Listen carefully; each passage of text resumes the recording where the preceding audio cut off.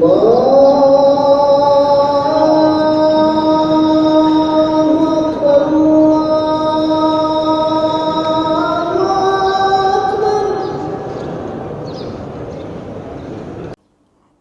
باللہ من الشیطان الرجیم بسم اللہ الرحمن الرحیم قال الم اقل لك انك لن تستطيع معي صبرا قال ان سألتك عن شيء بعدها فلا تصاحبني قد بلغت من لدني عذرا صدق اللہ العلی العظیم۔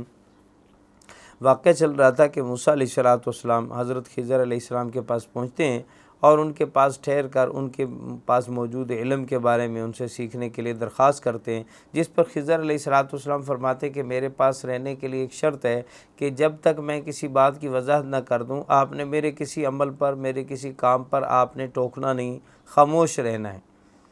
اور یہی مشکل تھا، چنانچہ چلے۔ پہلا واقعہ یہ پیش آیا، ایک کشتی میں سوار ہوئے تو اس کشتی کو حضرت خضر علیہ السلام نے پھٹا توڑ کر اس کو عیبدار بنا دیا۔ حضرت موسیٰ علیہ السلام فوراً بول پڑے کہ ان لوگوں نے ہمارے اوپر احسان کیا، ہمیں مفت میں سوار کیا اور آپ نے ان کی کشتی خراب کر دی۔ دوسرے کے ملک میں ناجائز یہ تصرف کرنا تو آپ کے لیے درست نہیں تھا، آپ نے ایسا کیوں کیا؟ تو فوراً حضرت خضر علیہ السلام نے فرمایا میں نے ابھی آپ کو کہا نہیں تھا کہ آپ نے میرے ساتھ خاموش رہنا ہے؟ تو آپ پھر بول پڑے۔ موسیٰ علیہ السلام نے عرض کیا کہ میں بھول گیا اور مجھے یاد نہیں رہا اس کے بارے میں، اب میں اس کی پابندی کروں گا اور آپ مجھ سے عذر قبول کر لیں۔ خضر علیہ السلام نے فرمایا ٹھیک ہے۔ آگے چلے تو ایک بچے کو دوسرے لڑکوں کے ساتھ کھیلتے ہوئے پایا، خضر علیہ السلام نے اس لڑکے کو پکڑ کر قتل کر دیا۔ اب موسیٰ علیہ السلام سے پھر نہ رہا گیا اور انہوں نے خضر علیہ السلام کو اس بات پر بھی ٹوکا کہ آپ نے ایک بے گناہ بچے کو قتل کر دیا، تھا بھی بچہ جس کو جنگ میں بھی مارنے کی اجازت نہیں ہے، تو آپ نے اس کو ناحق قتل کیوں کیا؟ اس پر حضرت خضر علیہ السلام نے فرمایا کیا میں نے کہا نہیں تھا کہ تم میرے ساتھ صبر نہیں کر پاؤ گے؟ قال ان سألتک عن شیء بعدها فلا تصاحبنی۔ اس مرتبہ موسیٰ علیہ السلام نے خود اپنے اوپر زیادہ سخت پابندی لگاتے ہوئے کہا کہ اب اگر میں آپ سے کوئی بات پوچھوں اور سوال کروں تو بے شک آپ مجھے اپنے ساتھ نہ لے جانا، قد بلغت من لدنی عذرا، پھر آپ کو میری طرف سے آپ معذور ہیں، آپ کو عذر پہنچ گیا۔ اس کے بعد دونوں حضرات چلتے ہیں تو ایک بستی میں آتے ہیں اور وہاں سے کھانا طلب کرتے ہیں۔ بستی والے ان کی مہمان نوازی نہیں کرتے اور یہ وہاں سے بغیر کھانا کھائے بھوکے پیاسے جانے لگتے ہیں۔ راستے میں ایک دیوار کو دیکھتے ہیں جو گرنے کے قریب تھی، تو خضر علیہ السلام نے اس دیوار کو درست کر دیا۔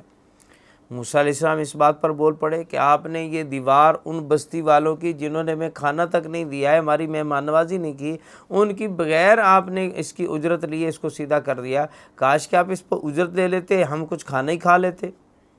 تو اس پر حضرت خضر علیہ السلام نے عرض کیا کہ اب ہمارے اور تمہارے درمیان میں جدائی طے ہو گئی، کیونکہ آپ نے حد کر دی۔ تیسری مرتبہ بھی آپ بول پڑے اور آپ سے کہا گیا تھا کہ آپ نے سوال نہیں کرنا۔ اب میں تمہیں بتاتا ہوں کہ یہ کون سی باتیں جس پہ آپ صبر نہیں کر سکے۔ اما السفینۃ فکانت لمساکین یعملون فی البحر، فرمایا جو وہ کشتی تھی جس کا میں نے پھٹا توڑا تھا وہ مسکین لوگوں کی ہے جو سمندر میں مزدوری کرتے ہیں، اور ان کی کشتی اگر میں نہ خراب کرتا اور اس میں عیب نہ لگاتا تو آگے چل کر جہاں جا رہے تھے وہاں ایک بادشاہ ہے جو صحیح سالم کشتیاں چھین لیا کرتا ہے اور عیب دار چیزوں کو چھوڑ دیتا ہے، تو میرے عیب کا دار کرنے کا مقصد یہ تھا کہ ان کی کشتی بچ جائے۔ یہ بیچارے مسکین و غریب لوگ ہیں، اسی پر ان کا ساری اوقات ہے، گزر اوقات ہے، اگر ان سے یہ کشتی بھی چھن گئی تو یہ بیچارے معیشت سے محروم ہو جائیں گے اور ان کا سارا ختم ہو جائے گا، اس لیے میں نے کشتی خراب کی تھی۔ تو دراصل اس کشتی خراب کرنے کے پیچھے انہی کا فائدہ تھا۔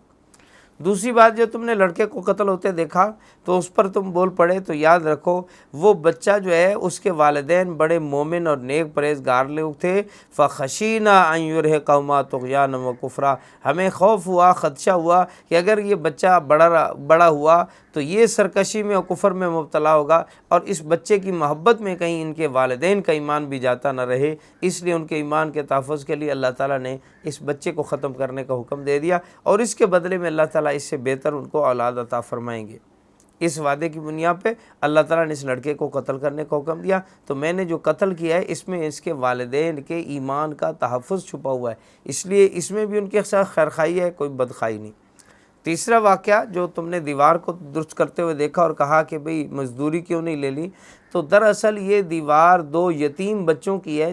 جن کے والدین بہت نیک تھے اور مومن تھے۔ اللہ نے پسند کیا کہ ان کے والدین کی نیکی کی وجہ سے ان کے بچوں کا جو خزانہ اس دیوار کے نیچے چھپا اس کو محفوظ رکھا جائے۔ ابھی وہ چھوٹے بچے ہیں، اگر دیوار گر جاتی، خزانہ ظاہر ہوتا تو لوگ چھین کر لے جاتے۔ اللہ نے چاہا کہ اس دیوار کو سیدھا کر دو تاکہ کچھ عرصہ مزید یہ دیوار چل جائے، اور اس کے بعد جب ان کو خزانہ ملے گا تو اس وقت وہ جوان ہو چکے ہوں گے اور جوانی کی وجہ سے وہ اپنا خزانہ سنبھال سکیں گے۔ تو اس پر یہ تمام باتوں کا جواب دینے کے بعد حضرت خضر علیہ السلام ایک جملہ فرماتے ہیں کہ ما فعلتہ عن امری، یہ تمام کام میں نے اپنی طرف سے نہیں کیے ہیں، ذالک تعویل ما لم تستطع علیہ صبرا، اور یہ تمام ان چیزوں کی حقیقت ہے جس پہ آپ صبر نہیں کر سکے۔ دراصل حضرت خضر علیہ السلام کا تعلق تکوینیات سے تھا۔ جو کائناتی نظام اللہ کا ہے اس میں اللہ تعالیٰ کے کچھ اوامر اس سے تعلق رکھتے ہیں۔ اس کائناتی نظام کو چلانے میں ایک طرف اللہ تعالیٰ نے کچھ فرشتوں کو مقرر کر رکھا ہے، تو اسی طرح کچھ انسان بھی مخفی رہ کر اللہ تعالیٰ کے اس کائناتی نظام کا حصہ ہیں اور وہ چلاتے ہیں۔ ان میں حضرت خضر علیہ السلام کو اللہ تعالیٰ نے تکوینیات کا پیغمبر بنایا تھا۔ اب وہ اس بات کو جانتے تھے اور وہ جو کچھ کام کر رہے تھے وہ اللہ کے حکم سے کر رہے تھے، لہٰذا ان کا ایسا کام کرنا جو ہے وہ کوئی گناہ کی بات نہیں تھی۔ جیسے کہ فرشتے کے ذمے میں روح نکالنا اور قبض کرنا ہے، تو اس کا کسی بھی شخص کی روح نکالنا جو ہے وہ فرشتے کا قتل کرنا نہیں کہلاتا ہے، نہ ہی فرشتے کے اوپر اس کی وجہ سے یہ کہا جا سکتا ہے کہ اس نے ظلم کیا اور ناحق کسی کو مار دیا۔ کیوں کہ وہ اللہ کے حکم کا پابند ہے، اور اللہ کے آرڈر کے مطابق جو کچھ ہوتا ہے وہ انصاف ہی ہوتا ہے، وہ ناانصافی نہیں ہوتی۔ دوسری بات کہ موسیٰ علیہ السلام اس پر کیوں خاموش نہ رہ سکے، چونکہ وہ شریعت کے نبی تھے۔ شریعت کا تعلق ظاہرداری پر ہوتا ہے، ظاہرداری کے اعتبار سے بچے کو قتل کر دینا، ظاہرداری میں دوسرے کے مال میں ناجائز اس کے پوچھے بغیر تصرف کر دینا، جیسے کہ کشتی کا پھٹا اکھیڑ دینا وغیرہ، یہ چیزیں ان کی شریعت کے اعتبار سے ناجائز تھیں۔ اور ایک نبی صاحب شرع جو ہے وہ اپنی شریعت کے خلاف ہوتا دیکھ کر خاموش نہیں رہ سکتا، بلکہ اس کے اوپر فریضہ ہی یہ عائد ہے کہ اگر وہ اپنی شریعت کے خلاف کہیں بھی ہوتا ہوا دیکھے تو اس پر بولے، اس کو ٹوکے اور کہے کہ یہ شریعت کے خلاف ہو رہا ہے، اس سے باز آ جاؤ۔ اس لیے موسیٰ علیہ السلام اس پر بول پڑے، اور اس سارے واقعہ کا مقصد یہ تھا کہ اللہ تعالیٰ دراصل موسیٰ علیہ السلام کو اور ان کے واسطے سے ہم سب کو کچھ ایسے راز، کائناتی راز اللہ دکھانا چاہتے تھے کہ دیکھو تمہارے علم میں جو چیزیں بظاہر تمہیں نقصان دہ چیزیں نظر آتی ہیں وہ بھی اللہ کی حکمت کے اعتبار سے درست ہیں، اور تم اللہ کی حکمتوں کو نہیں جانتے، اللہ اس کو بہتر طریقے سے جانتے ہیں۔ اس طرح اللہ تعالیٰ نے ایک نیا علم بھی ان پر کھول دیا، اور لوگوں کے لیے اس میں بہت ساری عبرت و نصیحت کے واقعات بھی چھوڑے۔ اللہ کے نبی صلی اللہ علیہ وسلم نے یہاں پر ایک کلمہ حضرت موسیٰ علیہ السلام کے لیے یہ بھی فرمایا کہ اللہ رحم کرے موسیٰ علیہ السلام پر کہ وہ دوسرے واقعہ کے بعد ہی کہہ بیٹھے کہ اگر اس کے بعد میں کچھ کہوں تو آپ میرے اور اپنے درمیان جدائی ڈال دینا۔ کاش کہ موسیٰ علیہ السلام کچھ اور صبر کر لیتے اور یہ بات خود اپنی طرف سے اس فراق و جدائی کی بات طے نہ کرتے تو ہمیں کچھ اور واقعات بھی، کچھ اور مخفی راز کی باتیں بھی ہمیں مل جاتی۔ بہرحال یہ واقعہ یہاں پہ پورا ہوتا ہے، اور اس کے بعد ایک اور واقعہ جس کا ذکر سورت کے شروع میں عرض کیا تھا کہ سوال کرنے والوں نے یہ بھی پوچھا تھا کہ اس شخص کے بارے میں آپ کیا جانتے ہیں جو مشرق سے لے کر مغرب تک کا سفر کر چکا ہے۔ اس کے بارے میں اللہ تعالیٰ فرماتے ہیں یسألونک عن ذی القرنین، یہ لوگ آپ سے ذی القرنین کے بارے میں پوچھتے ہیں، آپ ان کو کہیں قل سأتلو علیکم منہ ذکرا، میں ان قریب اس کا حال بھی تمہیں پڑھ کر سناتا ہوں، انا مکننا لہ فی الارض وآتیناہ من کل شیء سببا۔ اللہ فرماتے ہیں ہم نے ایک تو اسے روئے زمین میں بہت بڑی اقتدار حکومت عطا کی تھی، دوسرا اسے ہر قسم کے اسباب مہیا کیے تھے، سفر کے، حضر کے اسباب اور چیزیں بہت دی تھیں۔ فاتبع سببا، پس اس نے اپنے اسباب کو کام میں لایا اور چل پڑا، اور دنیا کی پورے کی جو ہے سیاحت کی اس نے ٹھان لی۔ چنانچہ اس نے 3 بڑے لمبے لمبے سفر کیے جن کا ذکر یہاں آتا ہے۔ پہلا سفر کیا ہے فرمایا مغرب کی طرف، اور مغرب میں وہ وہاں جا کے پہنچا ہے جہاں سے آگے بس سمندر ہی سمندر تھا اور اس سے آگے کوئی مخلوق آباد نہیں تھی، اور وہ ایسی جگہ پہ پہنچے ہیں کہ تغرب فی عین حمیۃ ووجد عندها قوما، کہ سورج کو انہوں نے دیکھا، یوں محسوس ہو رہا تھا کہ کسی کالے سیاہ مادے کے اندر جو ہے وہ سورج ڈوب رہا ہے، ایک ایسی دلدل ہے جو سیاہ چشمے کی مانند ہے اور اس میں سورج ڈوب رہا ہے، یعنی سورج تو دراصل اپنی جگہ پہ ڈوب رہا تھا، لیکن آگے جیسے سمندر ہوتا ہے، پانی ہوتا ہے، تو ہمیں دور تک تحت نگاہ پانی نظر آئے تو سورج کا ڈوبتا ہوا منظر ایسے لگتا ہے جیسے سورج سمندر میں ڈوب رہا ہے۔ اسی طرح کا منظر یہاں تھا، یہ مغرب کی انتہا تھی جہاں ذوالقرنین پہنچے، اور اس کے بعد انہوں نے پھر دوسرا سفر کیا۔ اس سفر کے دوران جس قوم سے ان کا واسطہ پڑا، اس کے بارے میں قلنا یا ذا القرنین اما ان تعذب و اما ان تتخذ فیہم حسنا، فرمایا کہ ہم نے ذوالقرنین کو اس معاملے میں اختیار دیا تھا کہ چاہیں تو اس قوم کے ساتھ آپ ان کو سخت عذاب اور سزا دیں، اور چاہیں تو آپ ان کے ساتھ بھلائی کا معاملہ کریں، کیونکہ یہ قوم ایک کافر قوم تھی، اور اس کے بارے میں حضرت ذوالقرنین کو یہ اختیار دیا گیا۔ اب یہاں پہ سوال اٹھایا گیا کہ ذوالقرنین کے بارے میں اللہ تعالیٰ فرماتے ہیں قلنا یا ذوالقرنین، ہم نے ذوالقرنین کو یہ حکم دیا، تو اس سے بظاہر یوں لگتا ہے کہ ذوالقرنین شاید نبی اور رسول تھے، اسی وجہ سے بعض لوگوں کا رجحان ذوالقرنین کی نبوت کی طرف گیا کہ یہ نبی تھے، اللہ نے ان کو یہ آرڈر دے کر فرمایا کہ آپ کو اختیار دیا جاتا ہے، آپ اس قوم کو سزا دیں یا ان کے لیے اچھا سلوک کریں۔ دوسرے حضرات فرماتے کہ نہیں، ذوالقرنین نبی و پیغمبر نہیں تھے، ان کا نبی ہونا پیغمبر ہونا کہیں سے بھی کسی مستند و صریح روایت سے واضح طور پہ معلوم نہیں ہوتا، لہٰذا اس بات کو وہ اس پر معمول کرتے ہیں کہ یہ جو اللہ تعالیٰ فرماتے ہیں قلنا یا ذوالقرنین، ہم نے ذوالقرنین کو کہا کہ تم یوں کرو، تو اس سے مراد یا تو ان کے دل میں بات القاء کی تھی، یا نبی و پیغمبر کے واسطے سے ان کو یہ حکم پہنچا تھا کہ جب بھی آپ کسی قوم کو فاتحانہ طور پہ غلبے کے ساتھ فتح کریں گے تو آپ اگر دیکھتے ہیں کہ وہ کافر قوم ہے، آپ کو اختیار دیا جاتا ہے، چاہیں تو اس کو کافروں جیسی ان کو سزا دیں، اور چاہیں تو ان کے ساتھ اچھا سلوک کرتے ہوئے ان کو معاف کر کے ان کو موقع دیں مزید کہ وہ بھی ہدایت قبول کریں۔ تو حضرت ذوالقرنین نے فیصلہ یہ فرمایا اما من ظلم فسوف نعذبہ، فرمایا جو کوئی بھی اپنی جان پہ ظلم کرے گا، کفر کرے گا اور کفر پہ اڑا رہے گا، ضدی ہوگا، تو ہم اس کو ضرور سخت سزا دیں گے۔ ثم یرد الی ربہ فیعذب عذابا نکرا، پھر ہمارے عذاب پہ ہی بس نہیں بلکہ اس شخص کو پھر اپنے رب کے حضور بھی پیش ہونا ہے، اور اللہ تعالیٰ اس کو سخت سزا دیں گے۔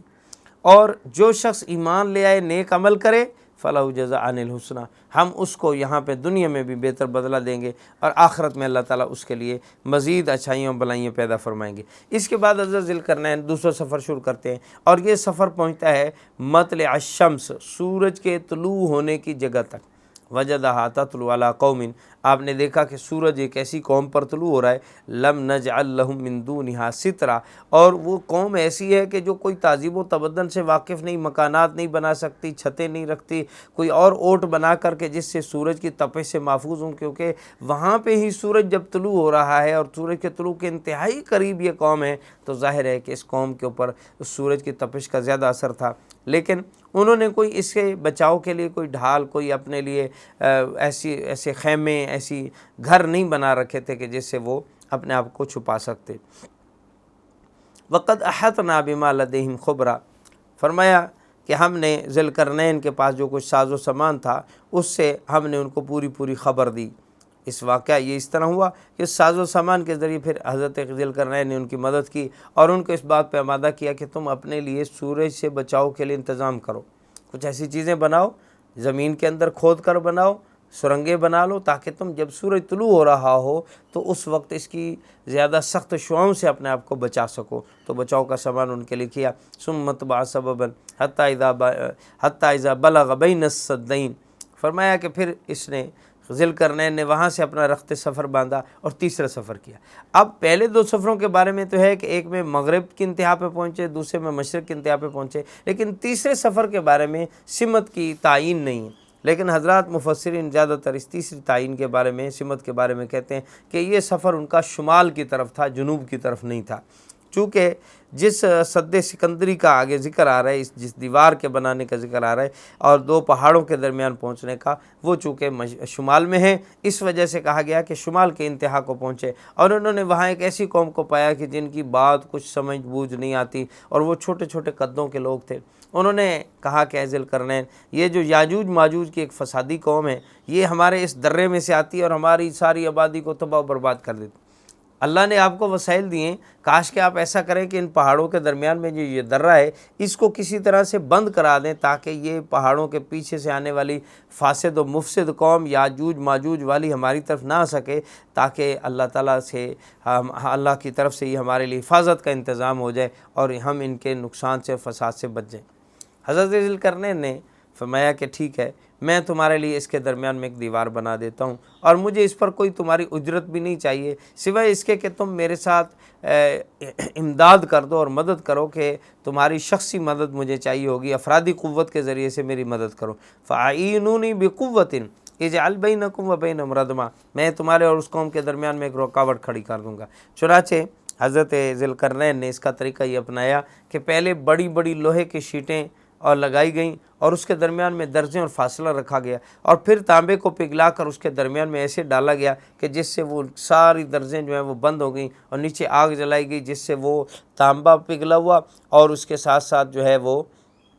لوہا وہ سارا یکجان ہو گیا، اور یکجان ہو کر ایک ایسی دیوار بن گئی کہ نہ تو اس پہ چڑھا جا سکتا تھا نہ اس کو توڑا جا سکتا، نہ تو اس کو توڑنے کی طاقت تھی، اور تانبے پگھلا ہوا اور لوہا آپس میں مل جانے کی وجہ سے ایسا صاف و شفاف بن گیا کہ اس کے اوپر چڑھنے والا بھی پھسل جاتا، اس کے اوپر چڑھ نہ سکتا۔ اور یہ دیوار بنانے پر حضرت ذی القرنین نے بجائے اس کے کہ یہ کہا کرتے کہ بھئی میں نے یہ کمال کر دیا اور میں نے ایسی دیوار بنائی، بلکہ اس کی نسبت انہوں نے اللہ کی طرف کی، کہ اللہ نے محض مجھے ایسے اسباب مہیا کیے کہ جس کی وجہ سے اللہ نے اپنے فضل سے یہ دیوار مجھ سے بنوا دی۔ اب یہ دیوار کب تک رہے گی؟ انہوں نے پیشن گوئی میں یہ کہا کہ ظاہر ہے قیامت تو آنی ہے، اور قیامت سے پہلے ہر چیز فنا ہونی ہے، اب میرے رب کو جب تک منظور ہے یہ دیوار ہمیشہ کے لیے رہے گی۔ وَكَانَ وَعْدُ رَبِّي حَقًّا، اور میرے رب کا وعدہ سچا ہے، وہ اپنی جگہ پہ پورا ہو کر رہے گا۔ لہٰذا اس طرح اللہ تعالیٰ نے یہ یاجوج ماجوج کے متعلق فرما دیا کہ ان کو بند کر دیا گیا۔ اب یہ کب دنیا میں دوبارہ آئیں گے؟ وَتَرَكْنَا بَعْضَهُمْ يَوْمَئِذٍ يَمُوجُ فِي بَعْضٍ وَنُفِخَ فِي الصُّورِ فَجَمَعْنَاهُمْ جَمْعًا۔ اللہ تعالیٰ اس کے بارے میں فرماتے ہیں کہ قیامت کے قریب پھر یہ یاجوج ماجوج ظاہر ہوں گے، وہ دیوار توڑ دیں گے اور اس کے بعد اس سے نکل آئیں گے، اور ایسے نکلیں گے کہ پھر وہ ایک دوسرے پر ٹکرا رہے ہوں گے، اور پھر سور پھونکا جائے گا اور ہم سب کو جمع کریں گے، یعنی قیامت کا منظر پیش ہوگا۔ وَعَرَضْنَا جَهَنَّمَ يَوْمَئِذٍ لِّلْكَافِرِينَ عَرْضًا، اور اس دن ہم دوزخ کو ان کافروں کے سامنے کھلی آنکھوں لے آئیں گے، دوزخ سامنے آ جائے گی، یاجوج ماجوج بھی ہلاک ہو جائیں گے۔ تو یہ قیامت کے قریب ظاہر ہونا ہے، اس کے بارے میں پیشن گوئی فرما دی کہ یاجوج ماجوج ایک قوم ہے جو چھپی ہوئی ہے، اور نبی کریم صلی اللہ علیہ وسلم نے اس کے بارے میں فرمایا تھا کہ یہ روزانہ اس دیوار کو توڑتے ہیں، لیکن ابھی وہ اتنا راستہ نہیں بن پاتا کہ جس سے گزر پائیں، اور پھر کہہ دیتے ہیں اب کل توڑیں گے، اور کل توڑنے کی امید پر پھر بیٹھ جاتے ہیں، دوبارہ دیوار اسی طرح ہو جاتی ہے، پھر دوبارہ توڑتے رہتے ہیں۔ آخر کار یہ توڑنے میں کامیاب اس وقت ہوں گے جب یہ کہیں گے کل انشاءاللہ ہم اس کو توڑیں گے، اللہ نے چاہا تو ہم ضرور کل اس کو توڑیں گے، اور اللہ تعالیٰ پھر ان سے وہ دیوار توڑوا دیں گے، اور اس طرح یہ ایک بہت بڑا فتنہ ظاہر ہوں گے۔ یاجوج ماجوج ایک بہت بڑی قوم کی شکل میں، کہ جس پانی سے گزریں گے اس کو پی جائیں گے، جس کھانے کی چیز سے گزریں گے اس کو کھا جائیں گے اور لپیٹ جائیں گے، اور لوگوں کے لیے بہت بڑی آزمائش بن جائیں گے۔ اس کے بعد اللہ تعالیٰ نے سورہ کہف کے اس آخری رکوع کے اندر کافروں کو اور ایمان والوں کو دونوں کو اس میں مخاطب بناتے ہوئے جھنجھوڑا ہے۔ فرمایا کیا کافروں نے یہ گمان کر رکھا ہے کہ وہ اللہ کے سوا کسی اور کو معبود اور کسی اور کو حمیتی بنا لیں گے؟ تو یاد رکھیں ایسے کافروں کا ٹھکانہ جہنم ہے، اور جہنم سے ان کی مہمان نوازی کی جائے گی۔ آپ ان کو کہہ دیں حَلْ نُنَبِّئُكُم بِالْأَخْسَرِينَ أَعْمَالًا، ہم بتائیں تمہیں کہ کن کے اعمال سب سے زیادہ ناکام ہیں، سب سے زیادہ ناکام کام کن کے ہیں؟ الَّذِينَ ضَلَّ سَعْيُهُمْ فِي الْحَيَاةِ الدُّنْيَا وَهُمْ يَحْسَبُونَ أَنَّهُمْ يُحْسِنُونَ صُنْعًا۔ فرمایا کیا ہم تمہیں بتائیں کون لوگ ہیں جو اپنے اعمال میں ناکام ہیں؟ یہ وہ لوگ ہیں جو دنیاوی زندگی میں ان کی ساری دوڑ دھوپ سیدھے راستے سے بھٹکی رہی، اور وہ سمجھتے رہے کہ ہم بہت اچھا کام کر رہے ہیں۔ جتنے بھی دنیا میں گمراہ ہیں، کوئی بھی اپنے آپ کو گمراہ سمجھ کے گمراہ نہیں، سب لوگ یہ سمجھ رہے ہیں کہ ہم ہدایت کے اوپر چل رہے ہیں، اور یہی شیطان کا وہ جال ہے کہ جس کے اندر پھنس کر لوگ گمراہی سے نکلنے پہ آمادہ نہیں ہوتے، کیونکہ وہ اپنے آپ کو ہدایت یافتہ سمجھ رہے ہوتے۔ تمام ان لوگوں کی اصلاح ممکن ہے اور ان کے سیدھے راستے پہ آنا کا امکان موجود ہے جو یہ سمجھ لیں کہ ہم غلطی پر ہیں اور ہمیں اپنی غلطی کو درست کرنے کی ضرورت ہے۔ اس وجہ سے جو تو بالکل ایسے کافر ہیں کہ کفر کے باوجود ان کو اپنی غلطی کا احساس تک نہیں ہے، ان کو ہدایت پہ لانا بہت مشکل ہے۔ ان میں سے جو اپنی غلطی کا اعتراف کر لیں گے ان کے راہ راست پہ آنے کی امید ہے۔ پھر اسی طرح مسلمانوں میں سے جو مسلمان یہ سمجھتے کہ ہم تو دین کے اعتبار سے ہم بالکل، ہمیں کوئی علم نہیں ہے، ہمیں پتہ نہیں ہے، ہم غلطی پر ہیں، ہم گناہوں میں ڈوبے ہوئے ہیں، ان مسلمانوں کی اصلاح ممکن ہے۔ اور وہ مسلمان جو یہ سمجھ رہے ہیں کہ ہمیں تو اسلام کے سارے طریقوں کا پتہ ہے اور ہم جو کچھ کر رہے ہیں بالکل صحیح کر رہے ہیں، ان مسلمانوں کی اصلاح کرنا بہت مشکل ہے۔ پوری دنیا کے اندر آج اگر اسلام کے نقصانات کے بارے میں دیکھا جائے تو اسلام کو سب سے زیادہ نقصان کن سے پہنچ رہا ہے؟ مسلمانوں کو نقصان سب سے زیادہ بگڑے ہوئے مسلمانوں سے پہنچ رہا ہے۔ اور بگڑے ہوئے مسلمان عام لوگوں کے مقابلے میں بہت زیادہ خطرناک ہیں۔ ایسے لوگ جو اسلام سے بالکل واقف ہی نہیں ہیں، دور ہیں اپنی جہالت کی وجہ سے، ان سے بھی زیادہ بگڑے ہوئے مسلمان اسلام کا نقصان زیادہ کر رہے ہیں۔ اور پھر مسلمانوں میں سے بھی، بگڑے ہوئے مسلمانوں میں سے بھی بگڑے ہوئے علماء اور دین کا جن کے اوپر سٹیکر ہے اور جو دین کے بارے میں کچھ چند باتیں جان چکے ہیں، وہ ان سے بھی زیادہ خطرناک ہے اسلام کو نقصان پہنچانے میں۔ اس لیے اللہ رب العزت نے یہاں یہ بات فرمائی کہ یہ لوگ اپنے آپ کو گمراہ نہیں سمجھ رہے، بلکہ الذین ضل سعیہم فی الحیات الدنیا، دنیا میں ان کی کوشش تو گمراہی میں ہے، لیکن وہم یحسبون انہم یحسنون صنعا، وہ سمجھتے کہ ہم بہت اچھے کام کر رہے ہیں۔ اولئک الذین کفروا بآیات ربہم ولقائہ فحبطت اعمالہم، فرمایا یہ وہ لوگ ہیں جو اللہ کی آیتوں کا انکار کرتے ہیں اور اللہ کی ملاقات کا انکار کرتے ہیں، تو ان کے اعمال برباد ہو چکے ہیں۔ فلا نقیم لہم یوم القیامۃ وزنا، قیامت والے دن ان کے اعمال نامے کا کوئی وزن نہیں ہوگا، ان کے اعمال بالکل وزن سے خالی ہوں گے، کیونکہ ایمان نہیں رکھتے تھے۔ ذالک جزاؤہم جہنم بما کفروا واتخذوا آیاتی ورسلی ہزوا، اور فرمائی اس وجہ سے کہ انہوں نے جہنم کا انکار کیا، ہماری آیتوں کا مذاق اڑایا، ہمارے رسولوں کا مذاق اڑایا، اس وجہ سے یہ جہنم کا ایندھن بن گئے۔ اور اس کے مقابلے میں جو لوگ ایمان لائے، نیک عمل کرتے ہیں، ان کے لیے اللہ فرماتے ہیں جنت الفردوس ان کی مہمان نوازی ہے۔ لفظ نزول یہاں پہ دو جگہ پہ استعمال ہوا، ایک تو جہنمیوں کے لیے فرمایا کہ جہنم کو ہم ان کے لیے نزول بنائیں گے، انا اعتدنا جہنم للکافرین نزولا، کافروں کے لیے جہنم نزول ہے، اور جنتیوں کے لیے فرمایا کانت لہم جنات الفردوس نزولا، ان کا نزول جو ہے وہ جنت الفردوس۔ نزول کی حقیقت سمجھ لیجئے، پھر آپ کو اس سے فائدہ زیادہ سمجھ میں آئے گا۔ نزول کہتے ہیں عربی لغت میں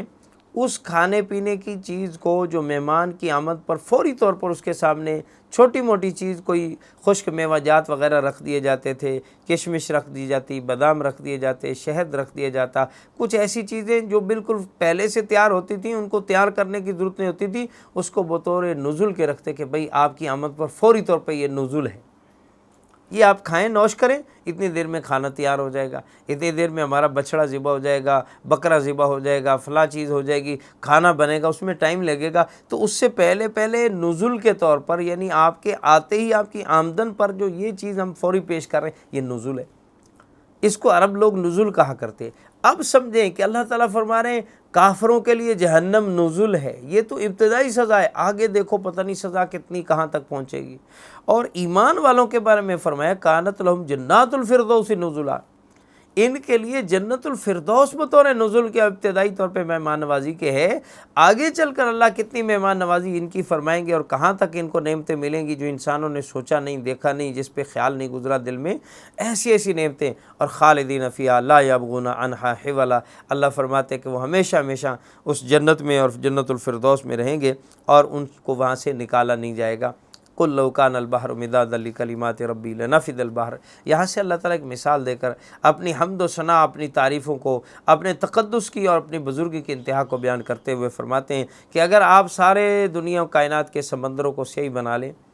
اور پھر ساری دنیا کے درختوں کو کلمے بنا لیا جائے اور اس سیاہی سے، ان کلموں سے اس سیاہی کو لکھنا شروع کر دیا جائے، اللہ کی تعریف و توصیف کو بیان کیا جائے، تو یہ سمندر کی سیاہیاں ختم ہو جائیں گی، اتنے اور سمندر لے آؤ وہ بھی ختم ہو جائیں گے، یہ سب درختوں کی کلمیں بھی گھس جائیں گی اور ختم ہو جائیں گی۔ لیکن اللہ فرماتے ہیں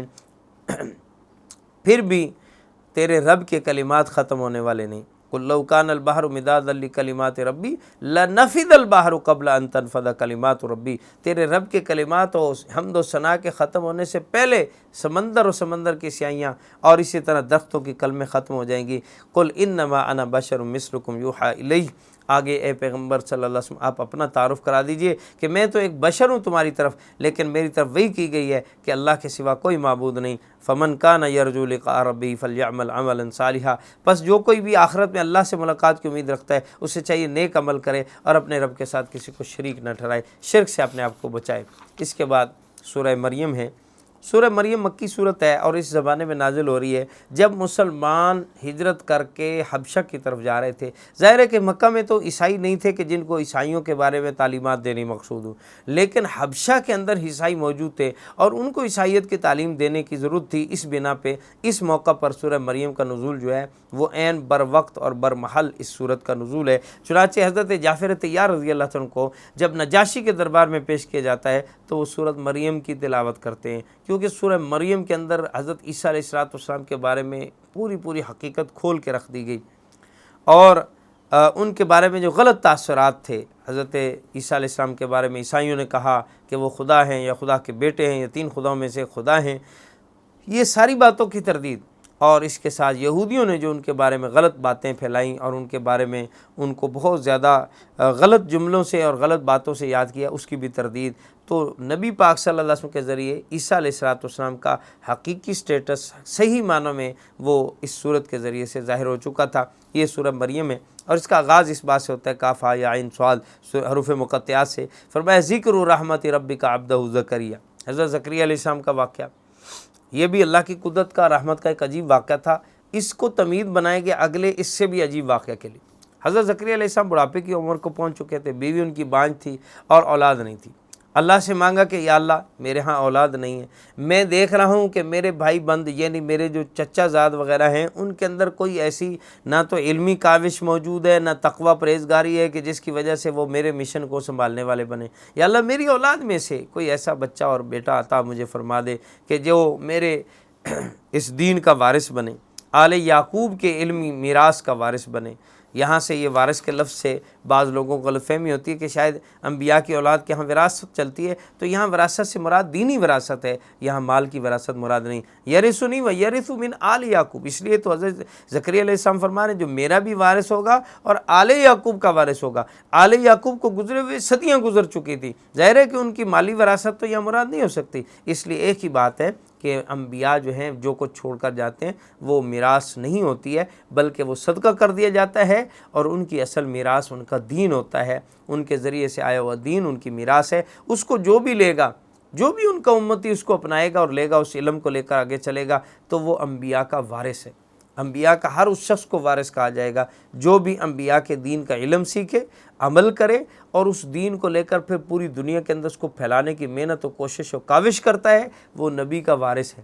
اور وارث کو ہر چیز کی وراثت چاہیے، اس لیے اسے چاہیے کہ وہ نبی کی سیرت کا بھی وارث بنے، نبی کی صورت کا بھی وارث بنے، نبی کے لائے ہوئے پورے دین کو اپنی وراثت کے طور پر اپنے اندر نافذ کرے اور نفاذ کے بعد اس کو پوری دنیا میں پھیلانے کی کوشش کرے۔ تو حضرت زکریا علیہ السلام نے یہ دعا مانگی، اللہ تعالیٰ نے دعا قبول فرمائی اور فرمایا کہ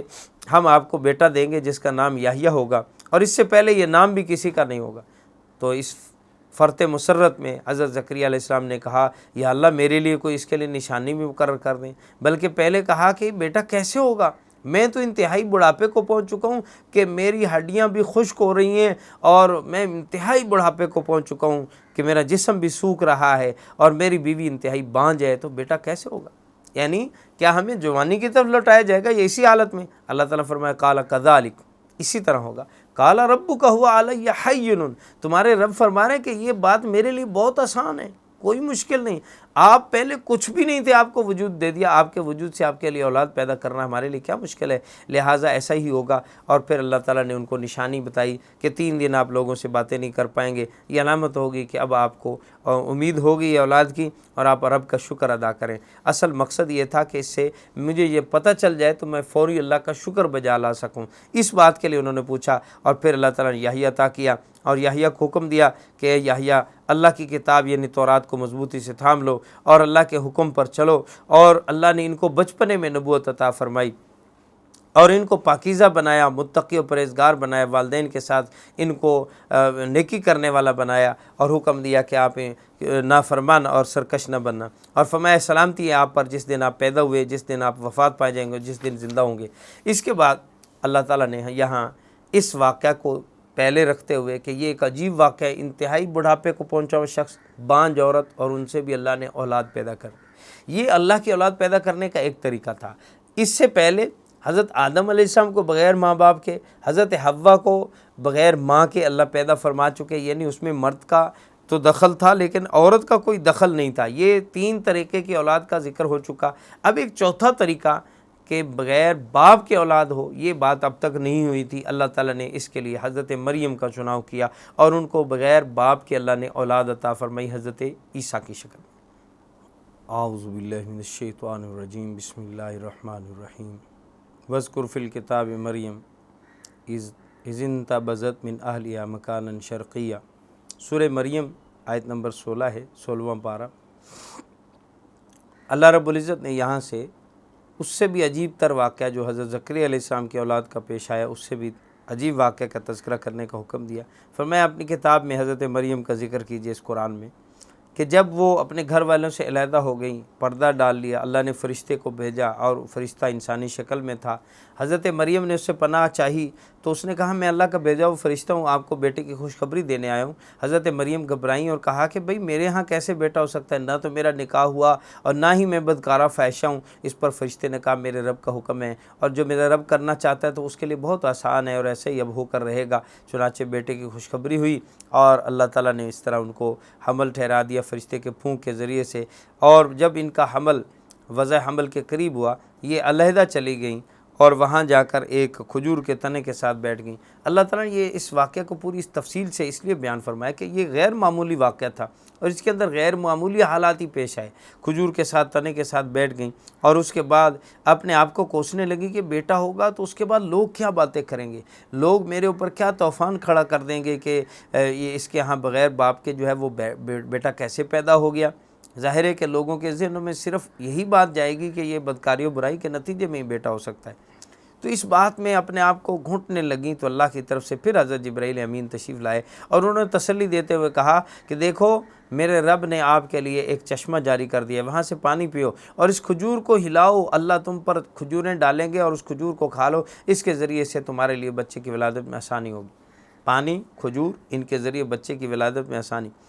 اب ایک حاملہ خاتون جن کا بچہ پیدا ہونے والا ہو، اس کے لیے کھجور کے تنے کو حرکت دینا اور اس سے کھجوروں کو گرنا، یہ بھی غیر معمولی بات ہے۔ ظاہر ہے کہ یہ ان کی کرامت ہی ہو سکتی ہے، اس کے سوا تو ایسا نہیں ہو سکتا کہ جو ہے وہ ایک عورت ایسے کھجور کا اتنا موٹا تنا ہے اس کو حرکت دے اور اس سے کھجوریں بھی گرا لیں، ایسا نہیں۔ میں کھاؤ ان کھجوروں کو اور پانی کو پیو اور اپنے اس بیٹے سے اپنی آنکھیں ٹھنڈی کرو، یہ تمہارا بیٹا اللہ نے عطا فرمایا ہے، اس میں تمہارا تو کوئی ایسا معاملہ نہیں۔ رہ گئی بات کہ لوگوں کے الزامات کا کیا جواب دوں گی، تو فرمایا ان کو کہہ دینا کہ میں نے تو اپنے رب کو راضی کرنے کے لیے چپ کا روزہ رکھ لیا ہے، یہ بچہ تمہیں جواب دے گا۔ جب قوم کا سامنا ہوا اور آپ نے ایسا ہی کہا تو وہ کہنے لگے پہلا یہ بچہ کیسے بولے گا، جو 1 دن کا دودھ پیتا بچہ ہے، یہ ہمیں کیا جواب دے گا۔ اس پر حضرت عیسیٰ علیہ السلام بول پڑے، قال انی عبد اللہ آتانی الکتاب وجعلنی نبیہ، کہ بے شک میں اللہ کا بندہ ہوں۔ قال انی عبداللہ، یہ پہلا وہ جملہ تھا جو عیسیٰ علیہ السلام کی زبان سے نکل کر پوری دنیا کے لیے، عیسائیت ہو جو یہودیت ہو، سب کے لیے ان کی حقیقت واضح کرنے والا جملہ تھا کہ وہ اللہ کے بندے ہیں، اللہ کے بیٹے نہیں ہیں، خدا نہیں ہے، خدا 3 خداؤں میں سے خدا نہیں ہے، اور نہ ہی ویسے ہیں جیسے کہ یہودیوں نے آپ پر الزامات عائد کیے ہیں۔ کہا میں اللہ کا بندہ ہوں، اللہ نے مجھے کتاب دی ہے، مجھے نبی بنایا ہے اور مجھے برکت والا بنایا، جہاں کہیں بھی میں رہوں گا، اور مجھے حکم دیا ہے کہ میں نماز کی اور زکوٰۃ کی وصیت کروں جب تک میں زندہ رہوں، اور میں اپنی والدہ کے ساتھ نیکی کروں، بھلائی کروں، اور مجھے اللہ تعالیٰ نے شقی و بدبخت اور سرکش بنا کر نہیں بھیجا ہے بلکہ اطاعت گزار بنا کر بھیجا ہے۔ میرے اوپر سلامتی ہے جس دن میں پیدا ہوا، جس دن میں وفات پاؤں گا اور جس دن مجھے دوبارہ زندہ کیا جائے گا۔ اللہ یہاں یہ ساری بات نقل کر کے اس واقعے کے بعد فرماتے ہیں ذالک عیسی ابن مریم، یہ ہیں عیسیٰ ابن مریم، قول الحق الذی فیہ یمترون، اور سچی بات یہی ہے جس میں لوگ جھگڑ رہے ہیں۔ یعنی عیسائی و یہودی دونوں ان کے بارے میں جھگڑ رہے ہیں، یہودی تو ان کو نعوذ باللہ ولد الزنا کہہ رہے ہیں اور عیسائی ان کو خدا اور خدا کا بیٹا کہہ رہے ہیں۔ اللہ تعالیٰ فرماتے ہیں کہ اللہ کے لیے شان نہیں کہ اللہ کے یہاں اولاد ہو، اللہ اولاد سے پاک اور بہت بلند و بالا ہیں، انہیں کیا محتاجگی اولاد کی، وہ تو جب کسی کام کے بارے میں فیصلہ کر لیں تو کہتے ہیں کن فیکون، ہو جا تو ہو جاتا ہے۔ اور پھر حضرت عیسیٰ علیہ السلام نے یہ بھی کہا ان اللہ ربی و ربکم فاعبدوہ، دیکھو میرا رب اور تمہارا رب اللہ ہے، بس تم اسی کی عبادت کرو، اور یہ اسی طرح راستہ ہے۔ لوگ پھر ان کے بارے میں اختلاف میں پڑ گئے، اللہ تعالیٰ نے اس اختلاف کو یہاں واضح فرما دیا، اور اس کے بعد اللہ تعالیٰ فرماتے ہیں کہ آپ اس کتاب میں حضرت ابراہیم کا ذکر کیجیے۔ حضرت ابراہیم علیہ السلام انہ کان صدیقا نبیہ، وہ بڑے سچے راست باز اور نبی تھے۔ یہودیوں نے بھی حضرت ابراہیم علیہ السلام کے بارے میں نعوذ باللہ ان کی طرف جھوٹ منسوب کر کے ان کو جھوٹا کہہ دیا، تو اللہ تعالیٰ نے اس کی تردید کے لیے فرمایا کہ وہ صدیق تھے اور نبی تھے۔ یاد کرنے کے قابل ہے جب وہ اپنے والد کو دعوت دے رہے تھے کہ ابا جان آپ کن چیزوں کی پوجا پاٹ کرتے ہیں جو نہ سن سکتے ہیں، نہ دیکھ سکتے ہیں، نہ آپ کو کوئی فائدہ دے سکتے ہیں؟ اللہ نے مجھے، اے ابا جان، مجھے اللہ نے علم عطا کیا جو آپ کے پاس نہیں، لہٰذا آپ میری پیروی کریں، میں آپ کو سیدھے راستے پہ چلاؤں گا۔ اور اے ابا جان آپ شیطان کی پوجا پاٹ چھوڑ دیجیے، شیطان انسان کا دشمن ہے اور رہبان کا نافرمان ہے، اس لیے مجھے خطرہ ہے کہ اگر آپ شیطان کے پیچھے چلے تو رحمان کے عذاب کی گرفت میں آ جائیں گے۔ اب ایک طرف حضرت ابراہیم علیہ السلام کا ابا یابتی کے ذریعے سے ادب ظاہر ہوتا ہے، دوسری طرف اللہ کا حکم سنانا اور تبلیغ ظاہر ہوتی ہے۔ یہ دونوں باتیں جمع کرنا، خصوصاً مقدس رشتوں اور بڑوں کے بارے میں، کہ بڑوں کو بھی کوئی بات کہنی ہے ادب کے دائرے میں رہ کر، اور ان کو سیدھی بات اور نصیحت بھی کی جا سکتی، اور پھر سختیوں کا سامنا بھی کرنا پڑا کہ والد نے اس کے بارے میں یہ کہا کہ اے ابراہیم اگر تم نے ہمارے معبودوں کے برا بھلا کہنے کو نہ چھوڑا تو میں تمہیں رجم کر دوں گا یا ہمیشہ کے لیے اپنے سے دور کر دوں گا۔ اور ایسا ہی ہوا، ابراہیم علیہ السلام کو وہاں سے ہجرت کرنی پڑی، اور ہجرت کے نتیجے میں انہیں اپنی قوم، اپنے خاندان سب کو چھوڑ کر جانا پڑا۔ لیکن ابراہیم علیہ السلام کی اللہ کے ساتھ جو تعلق و محبت کی وارفتگی تھی وہ یہ تھا کہ انہوں نے کہا کہ اے ابا جان میں اپنے رب کو کبھی بھی نہیں چھوڑوں گا، اور میں اپنے رب سے مانگ کر کبھی بدبخت نہیں رہا ہوں، مجھے رب نے ہمیشہ اپنی رحمتوں سے نوازا ہے، اور میں آپ سے وعدہ کرتا ہوں کہ جب تک میرا رب مجھے منع نہیں کرے گا میں آپ کے لیے مغفرت کی دعا کرتا رہوں گا۔ اللہ تعالیٰ فرماتے ہیں ہم نے اس ابراہیم علیہ السلام کی قربانی کے نتیجے میں ان کو اسحاق علیہ السلام اور یعقوب علیہ السلام عطا کیے، اور نبی بنایا، ان کو ان کی اولاد میں نبوت کو جاری و ساری فرمایا، اور ان کو اللہ تعالیٰ نے بہت اونچا مقام دیا۔ اس مقام میں سے ایک مقام یہ بھی ہے، یہودیوں یا عیسائی، مشرکوں یا مومن، سبھی لوگ ابراہیم علیہ السلام کو اپنا جد امجد اور اپنا بڑا سمجھتے ہیں، رہنما مانتے ہیں۔ یہ اللہ تعالیٰ نے ان کو نعمت عظمیٰ عطا فرمائی، مقبولیت عامہ عطا فرمائی۔ اس کے بعد فرمایا آپ اپنی کتاب میں موسیٰ علیہ السلام کا ذکر کیجئے، وہ بھی اللہ کے مخلص بندے تھے، اللہ کے رسول و نبی تھے، اور انہوں نے یاد کریں جب انہوں نے پکارا تھا کوہ طور کے دائیں جانب سے، اللہ نے ان کو آواز دی اور ان کو اپنے قریب کیا، ان سے اللہ نے سرگوشیاں کی، ان کو اللہ نے اپنی ہم کلامی سے نوازا، اور پھر اللہ نے اپنی رحمت سے ان کے بھائی کو ان کی دعا سے نبی بنایا۔ یہ ابراہیم موسیٰ علیہ السلام کا خاص تذکرہ۔ پھر حضرت اسماعیل علیہ السلام کا ذکر کیجئے، وہ بھی وعدے کے بڑے سچے تھے، رسول تھے، نبی تھے، اپنے گھر والوں کو نماز و زکوٰۃ کا حکم دیتے تھے، اور اپنے رب کی مرضیات پہ چلنے والے تھے۔ ادریس علیہ السلام کا ذکر کیجئے، وہ بھی اللہ کے سچے رسول اور نبی تھے، اور ان کو بھی اللہ نے اونچا مقام عطا فرمایا۔ اللہ تعالیٰ ان سارے انبیاء کا تذکرہ کرتے، پھر ساتھ ساتھ فرمایا ان لوگوں کا ذکر کیجئے جن پر اللہ نے خاص انعام کیا، جن کو نوح علیہ السلام کے ساتھ کشتی میں سوار کیا، پھر ان کی اولاد میں ابراہیم، اور پھر اس کے بعد بنی اسرائیل کو اللہ تعالیٰ نے پیدا کیا، اور ان سب کو اللہ تعالیٰ نے چنا، اور یہ اللہ کے برگزیدہ بندے اللہ کے سامنے جھکتے رہے، اللہ کی عبادت کرتے رہے۔ جب ان کے سامنے اللہ کی آیات پڑھی جاتی تو یہ سجدہ ریز ہو کر اللہ کے حضور روتے ہوئے، گڑ گڑاتے ہوئے، عاجز ہو کر گر جاتے تھے۔ یہ تو ان کی بندگی ہے، ایک طرف یہ اللہ کے پیاروں کا تذکرہ ہے، پھر ساتھ ہی اللہ تعالیٰ نے اس کے بعد، اصل میں یہ سارا ایک ابتدا و مقدمہ ہے، اس کے بعد اصل بات یہ ذکر کرنی تھی، فخلف من بعدہم خلف۔ یہ انبیاء تو اللہ کے برگزیدہ و پیارے تھے، اس کے بعد کچھ نااہل جانشین آئے جنہوں نے کیا کیا، اضاعوا الصلاۃ، نمازیں ضائع کی، واتبعوا الشہوات، اپنی خواہشات کے پیچھے پڑ گئے۔ جو قوم، جو لوگ نمازوں کو برباد اور ضائع کرتے ہیں اور خواہشات کی پیروی کرتے ہیں، اللہ فرماتے ہیں یہ انبیاء کے نااہل جانشین ہیں، یہ نااہل ان کے خلیفہ ہیں۔ اور جو اہل ہیں وہ ایک تو اللہ کے حقوق، اللہ کی بندگی و اطاعت یعنی نماز کو، اللہ کی تابعداری کو پورا کرتے ہیں، اور دوسرا یہ کہ وہ اپنی خواہشوں کو اپنے رب کے حکموں کے تابع بناتے ہیں، اپنی خواہشوں کے پیچھے نہیں چلتے۔ اپنی خواہش کے پیچھے چلنا تو شیطان کی پیروی ہے، شیطان بھی اپنی خواہش کے پیچھے چلا تھا، رحمان کے حکم کے آگے نہیں جھکا تھا۔ تو جو خواہش کا بندہ بن جائے، خواہش کا پجاری بن جائے، دراصل وہ رحمان کی اتباع و اطاعت سے نکل جاتا ہے۔ اللہ تعالیٰ فرماتے ہیں پھر ان کے ساتھ کیا ہوا، فسوف یلقون غیّا، ان قریب ہم ان کو غیّا وادی میں ڈالیں گے، اور ان نفسانی خواہشات کے پیچھے چلنے کی وجہ سے جلد ہی ان کی گمراہی ان کے سامنے آ جائے گی۔ یہ دونوں معنی کیے گئے، فسوف یلقون غیّا، ان قریب ان کی جو غیہ ہے یعنی ان کی گمراہی ہے وہ ان کے سامنے آ جائے گی۔ دوسرا معنی کہ غیہ ایک جہنم کی وادی ہے، ان کو اس جہنم کی وادی میں ڈالا جائے گا۔ ہاں الا من تابا، اب بھی موقع ہے، اگر کوئی توبہ کر لے، ایمان لے آئے، نیک عمل کرے، اللہ پھر بھی ان کو جنت میں داخل کریں گے، اور ولا یظلمون شیئا، ان کے ساتھ کوئی کمی نہیں کریں گے، اور ہمیشہ رہنے کی جنت و باغات میں اللہ تعالیٰ رکھیں گے ان کو۔ وعد الرحمن عبادہ بالغیب، اللہ نے یہ اپنے بندوں کے ساتھ پکا وعدہ کر رکھا ہے، اور اللہ کے وعدے میں خلاف ورزی نہیں ہوتی۔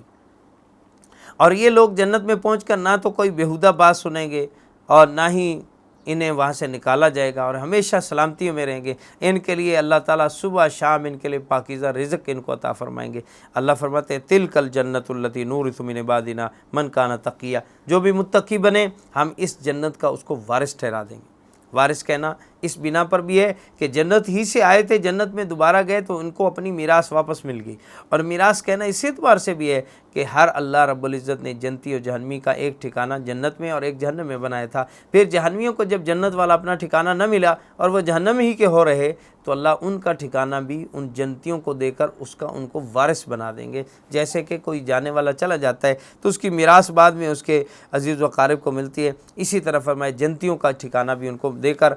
جہنمیوں کا ٹھکانہ جنت والا بھی ان کو دے کر ان کو اس وارث بنا دیا جائے گا۔ یوں اللہ تعالیٰ نے ان حضرات انبیاء کا یہ تذکرہ کیا، اور پھر ان سب کی ایک مشترکہ عبادت جو محنت ہے اس کا ذکر کیا، اور اللہ تعالیٰ نے فرمایا کہ دیکھو یہ تمام انبیاء اسی بات کی دعوت دینے آئے کہ ایک اللہ کی عبادت کرو اور اللہ کے سوا کسی اور کو شریک نہ ٹھہراؤ۔ اور کافر انسان یہ کہتا ہے جب میں مر جاؤں گا تو کیا واقعی مجھے دوبارہ زندہ کیا جائے گا؟ اولا یذکر الانسان انا خلقناه من قبل ولم یک شیئا، کیا یہ کافر انسان یہ نہیں سوچتا کہ ہم نے ہی اس کو اس سے پہلے پیدا کیا تھا، اس وقت یہ کچھ بھی نہیں تھا؟ فوربک لنحشرنہم والشیطان ثم لنحضرنہم حول جہنم جثیا، اللہ فرماتے ہیں پھر تیرے رب کی قسم ہم ان کو ضرور دوبارہ زندہ کریں گے، اس کو بھی اور شیطان کو بھی، اور یہ سب جہنم کے قریب گھٹنوں کے بل بیٹھے ہوں گے، اور پھر اس وقت ان کو کہا جائے گا کہ اب بتاؤ کیا یہ دوبارہ زندہ ہونا یقینی تھا یا نہیں، اور یہ اللہ کی طرف سے جو عذاب ہونا تھا یہ واقعی تھا یا نہیں۔ پھر پلسرات کا ذکر اللہ تعالیٰ فرماتے ہیں کہ سب کو پلسرات سے گزارا جائے گا، چاہے مومن ہو یا کافر ہو، سب کو پلسرات عبور کرنی ہوگی، اور اس سے گزارنے کا مقصد یہ ہے، ایک تو یہ کہ جہنمی اسی پلسرات سے گزر کر جہنم میں گر جائیں گے، اپنی سزا بھگتیں گے، تو ایمان والوں کو وہاں سے اس لیے گزارا جائے گا تاکہ وہ اس کے اوپر سے جب گزر جائیں گے اور جنت میں داخل ہوں گے تو انہیں جنت کی نعمتوں کی حقیقی قدر ہوگی۔ کیونکہ انسان جب مشکلات سے گزر کر کسی چیز کو پا لیتا ہے تو پھر ہی اس کو حقیقی معنوں میں قدر ہوتی ہے۔ جیسے کہ کہا گیا ہے کہ بعض ایسی مخلوق بھی ہے جن کو اللہ تعالیٰ جنت کو بھرنے کے لیے اسی وقت پیدا کریں گے اور جنت میں بھیج دیں گے، لیکن ان کو جنت کا وہ مزہ نہیں آئے گا جو دنیا کی مشکلات جھیل کر اپنے اعمال سے جو ہے وہ اپنے نیکی سے اور ایمان سے جو جنت میں جائیں گے، ان کو جو جنت کی لذت آئے گی وہ ظاہر ہے کہ وہ لذت ان کو نصیب نہیں ہو سکے گی۔ اور آگے اللہ تعالیٰ فرماتے ہیں والباقیات الصالحات خیر عند ربک ثوابا وخیر مردا، دنیا کے اندر کچھ لوگ ہیں جو رحمان کی نافرمانی کر رہے ہیں اور اصل میں ان کے لیے رکاوٹ ان کی خواہشات اور دنیا بنی ہوئی ہے، اس کے مقابلے میں جو باقی رہنے والی چیز ہے وہ ہمیشہ کے لیے رہنے والی نیکیاں ہیں۔ نیکی سے کوئی بھی چیز دوام پکڑ جاتی ہے، ہمیشہ رہ جاتی ہے۔ دنیا چونکہ عارضی اور فانی ہے، دنیا میں کی جانے والی نیکی ایسی ہے جس کو بقا مل جاتی ہے۔ نیکی چونکہ آخرت کی چیز ہے، یہ دنیا کی چیز نہیں ہے، نیکی آخرت کی چیز ہے، آخرت کا خزانہ ہے۔ اگر آپ اپنی دنیا کو بھی دوام بخشنا چاہتے ہیں، اپنی دنیا کے مال و دولت اور چیزوں اور اپنی اولاد کو بھی دوام بخشنا چاہتے ہیں، ان کو آخرت کی کھیتی بنائیں، ان کو آخرت کی چیز بنائیں۔ جب یہ اس کرنسی میں بدل جائیں گے تو پھر یہ کرنسی ہمیشہ رہے گی۔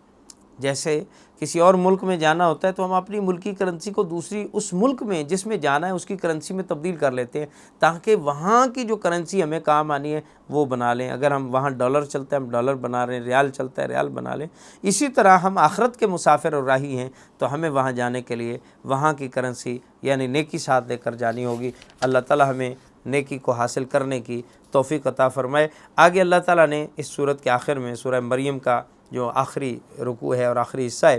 اس میں پھر اسی بات پر زور دیا ہے کہ بہت سارے لوگ ایسے ہیں جو اللہ رب العزت کے لیے اولاد ثابت کرتے ہیں، اور ایسے لوگوں نے اتنی بڑی بات کی ہے، اللہ تعالیٰ نے اس پر اپنے شدید غم و غصے کا اظہار کیا اور فرمایا تکاد السماوات یتفطرن منہ، یہ اللہ کے لیے اولاد کہنا اور اللہ پہ اولاد کا الزام لگانا، جو اللہ اولاد سے پاک ہے، اللہ کی اولاد نہیں ہے۔ جس شخص کی اولاد نہ ہو اس کے اوپر ایک آدمی خواہ دبا لگا دیتا ہے کہ یہ تو صاحب اولاد ہے، جس کی شادی نہیں ہوئی، جس کی بیوی نہیں ہے، اسے کہا جائے اس کی اولاد ہے۔ تو دنیا میں انسانوں کی اولاد تو ہوتی ہی ہے، لیکن ایسے شخص کے بارے میں یہ کہا جائے گا کہ یہ تو بہت بڑا بہتان اس پہ باندھا جائے۔ اب اللہ کے لیے جو شخص یہ کہے کہ اللہ کی بھی اولاد ہے، اللہ فرماتے ہیں یہ اتنا بڑا جرم ہے، تکاد السماوات یتفطرن منہ، قریب ہے کہ اس جملے اور اس سنگینی کی وجہ سے آسمان پھٹ پڑے،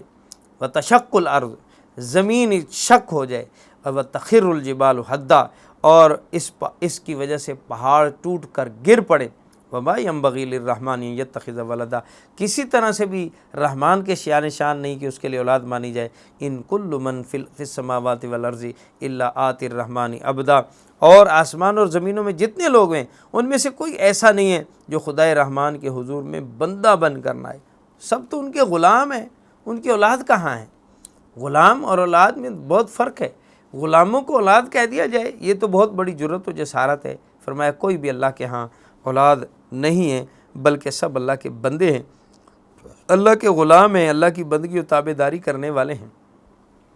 اور سب کا اللہ تعالیٰ کے ہاں حساب و کتاب ہے، سب کو اللہ تعالیٰ نے اپنے حضور میں پیش کرنا ہے، حساب و کتاب لینا ہے۔ تو اس لیے فرمایا اولاد کا یہ کہنا کہ اللہ کے لیے اولاد ہے یہ بہت بڑا جرم ہے اور بہت بڑا کبیرہ گناہ ہے۔ پھر آخر میں فرمایا کہ ان جرائم پر ہم نے کتنی بستیوں کو اس سے پہلے ہلاک کر دیا، حل تحس منهم من احد او تسمع لهم رکزا، کیا آپ کو ان میں سے کسی کا ٹٹولنے سے بھی پتہ چلتا ہے کہ کوئی قوم یہاں تھی؟ کیا ان کی کوئی ذرا سی بھنک بھی کہیں دکھائی اور سنائی دیتی ہے؟ جو پہلے گزر چکے سب برباد ختم ہو گئے۔ تو اسی طرح فرمایا موجودہ مجرمین کو بھی اللہ کے بارے میں ایسی باتیں کرتے ہوئے بہت زیادہ سوچنا چاہیے۔ اس کے بعد سورہ طٰہٰ ہے۔ سورہ طٰہٰ اسلام کے بالکل ابتدائی زمانے میں نازل ہوتی ہے، مکی دور کا ابتدا ہے جب صحابہ پہ مظالم ڈھائے جا رہے تھے۔ اس لیے اس سورت کا جو خاص موضوع ہے وہ حضرات انبیاء کا تذکرہ ہے، کیونکہ انبیاء کی تاریخ میں یہ بات موجود ہے کہ سارے نبیوں کو اللہ تعالیٰ نے ابتدائی طور پر مشکلات سے گزارا ہے۔ ہر آدمی کو اپنی ابتدائی زندگی میں کچھ مشقتیں برداشت کرنی پڑتی ہیں، اور مشقتیں برداشت کرنا یہ جو ہے انبیاء کی یہ سنت ہے، اور اس سنت پر جو چلتا ہے پھر اللہ تعالیٰ بعد میں ان کے لیے آسانیاں بھی پیدا کر دیتے ہیں۔ یعنی یوں سمجھیں کہ ہر انسان پر کبھی مکی دور آتا ہے، کبھی مدنی دور آتا ہے۔ ایسے ہی آپ صلی اللہ علیہ وسلم پر بھی اس وقت مکی دور تھا، اور مکی دور میں ابھی یہ بات کہی جا رہی تھی کہ انشاءاللہ آگے چل کر آپ پہ ایک رحمتوں کا زمانہ آئے گا، غلبے کا زمانہ آئے گا، آپ کا اسلام، آپ کا دین کچے پکے ہر آنگن میں داخل ہو کر رہے گا، کلمہ بلند ہوگا۔ لیکن اس زمانے کے لوگوں کو اس بات پہ کیسے آمادہ کیا جاتا ہے؟ اس کے لیے اللہ تعالیٰ نے پہلے انبیاء کی تاریخ ان کے سامنے رکھی، اور یہ سورۃ طٰہٰ وہی سورت ہے کہ جس کو حضرت فاطمہ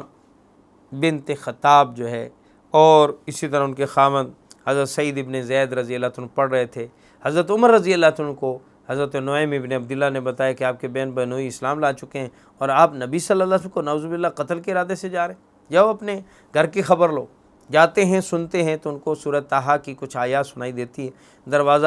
کھٹکھٹاتے ہیں، کھلتا ہے، بہن کو بہنوئی کو خوب پٹائی کرتے ہیں، غصہ ٹھنڈا ہوتا ہے، کہتے ہیں لاؤ وہ چیز تم پڑھ رہے تھے مجھے بھی پڑھاؤ۔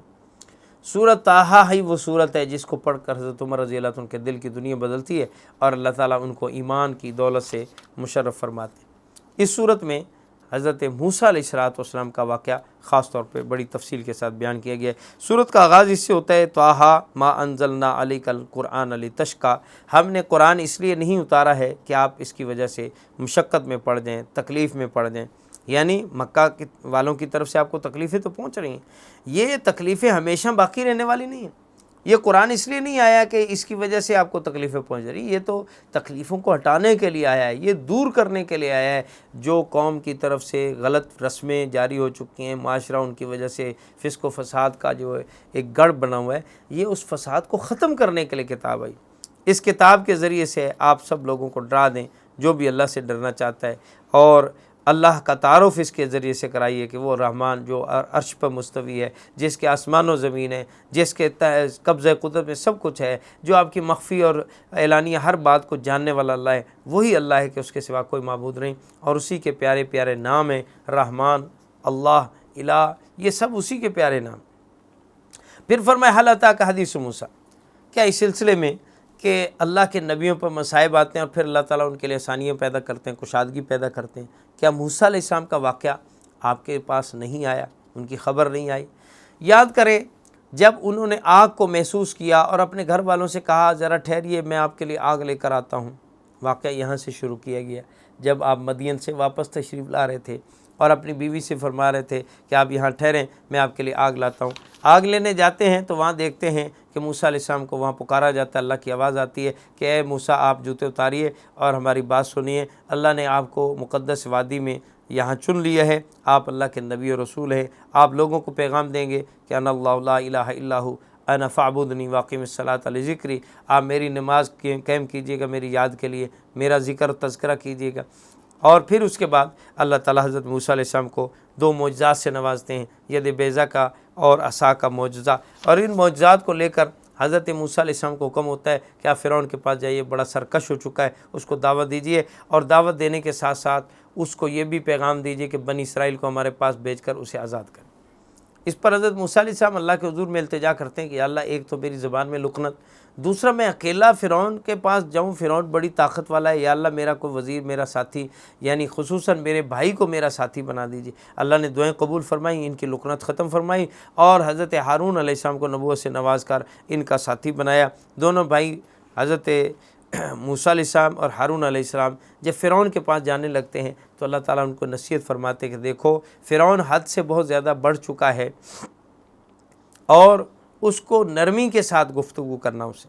اور پھر اللہ تعالیٰ یاد دہانی کراتے ہیں حضرت موسیٰ علیہ السلام کو کہ یاد کریں اے موسیٰ، ہم نے آپ پر اس سے پہلے بھی بہت سارے انعامات کیے تھے، آپ کے اوپر اللہ کے پہلے بھی بڑے احسانات ہیں، جیسے یہ لکنت دور کی ہے، آپ کے بھائی کو وزیر بنایا ہے، آپ کا ساتھی اور نبی بنایا ہے۔ اس سے پہلے آپ کی والدہ نے آپ کو تابوت میں ڈال دیا، سمندر کے حوالے کیا، اللہ نے آپ کی حفاظت کی، آپ کی بہن نے جا کر ان کو بتایا کہ بھئی کیا میں بتاؤں تمہیں جو اس کے خیر خواہ ہوں گے بچے کو دودھ پلائیں گے، پھر آپ کی والدہ کے پاس ہم نے آپ کو لوٹا دیا، اور فرعون کے خرچے پر آپ کی پرورش کی، اور آپ کی ماں کی آنکھیں بھی ٹھنڈی کی، اور اس طرح سے ہم نے سارے کام بنا دیے۔ اب آپ جائیں دونوں بھائی اور فرعون کو دعوت دیں اور اس کے ساتھ نرمی سے بات کرنا، اور اس سے ڈرنا نہیں، اس سے خوف مت کھانا، بے شک آپ ہماری حفاظت میں ہیں اور وہ آپ کے خلاف کچھ بھی نہیں کر سکے گا۔ چنانچہ حضرت موسیٰ علیہ السلام ہارون علیہ السلام جا کر فرعون کو دعوت دیتے ہیں، تو فرعون اس پر کہتا ہے کہ اچھا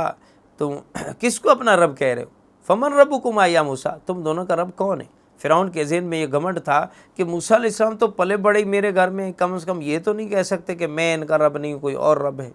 اس بات پہ کہا فمن ربکما یا موسیٰ، قال ربنا الذی اعطی کل شیء خلقہ ثم ہدی، فرمایا میرا رب وہ ہے جس نے ساری مخلوق کو پیدا کیا ہے، ثم ہدی، پھر ہر ایک مخلوق کو اس کی ہدایت رہنمائی کی ہے کہ تم نے زندگی کیسے گزارنی، کیسے دنیا میں جینا ہے۔ قال فما بال القرون الاولی،